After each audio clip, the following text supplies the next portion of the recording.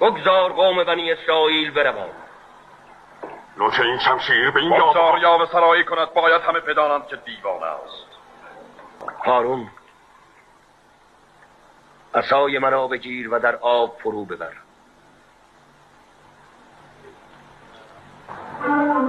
نگاه کنید، آب تبدیل به خون. چی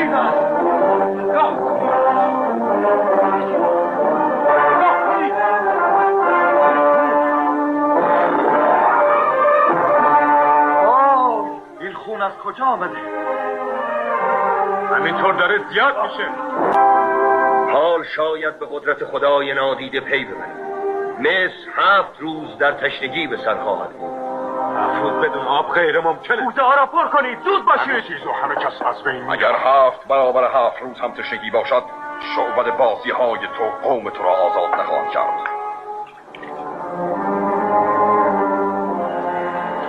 ای آب مقدس، با پاکی خود آبها را پاک کن.